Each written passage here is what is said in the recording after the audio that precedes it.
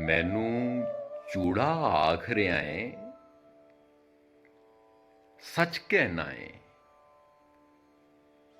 ਚੂੜਾ ਹੀ ਆ ਤੇਰੇ ਘਰ ਦਾ ਕੂੜਾ ਜੋ ਮੈਂ ਚੁੱਕਦਾ ਵਾਂ।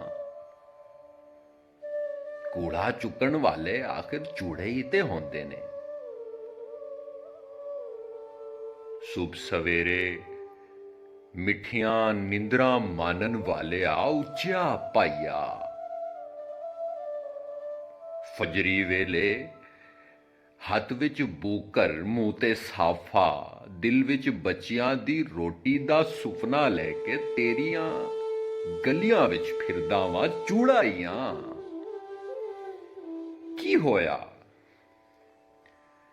ਕੀ ਹੋਇਆ ਜੇ ਮੇਰੇ ਪੁੱਤਰ ਡਿਗਰੀ ਲੈ ਲਈ? ਹੈ ਤੇ ਚੂੜੇ ਦਾ ਪੁੱਤਰ ਹੀ ਨਾ। ਮੈਂ ਵੀ ਚੂੜਾ, ਮੇਰੇ ਧੀ ਪੁੱਤਰ ਵੀ ਚੂੜੇ। ਮੈਨੂੰ ਚੂੜਾ ਆਖਣ ਵਾਲਿਆ ਇਹ ਤੇ ਦੱਸ ਦੇ, ਕੌਣ ਸੀ ਜਿਹੜਾ ਕਾਫਰਾਂ ਦੇ ਬੱਚਿਆਂ ਨੂੰ ਵੀ ਸੀਨੇ ਨਾਲ ਲਾਂਦਾ ਸੀ? ਕੌਣ ਸੀ ਜਿਹੜਾ ਮਿਹਨਤ ਵਿੱਚ ਅਜ਼ਮਤ ਕਹਿੰਦਾ ਸੀ? ਕੌਣ ਸੀ ਜਿਹਦੀ ਪਾਕ ਜ਼ੁਬਾਨ ਤੂੰ ਰੱਬ ਸੱਚੇ ਫਰਮਾਇਆ ਸੀ? ਸਭ ਆਦਮ ਦੇ ਜਾਏ ਨੇ ਤੇ ਆਦਮ ਮੱਟੀ ਵਿੱਚੋਂ ਸੀ।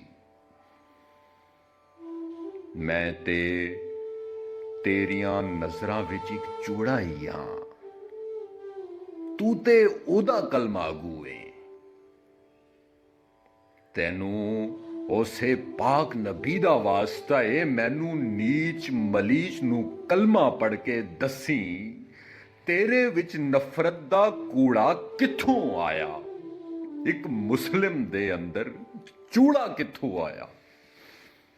ਸੱਚੀ ਦੱਸੀ, ਇੱਕ ਮੁਸਲਿਮ ਦੇ ਅੰਦਰ ਚੂੜਾ ਕਿੱਥੋਂ ਆਇਆ?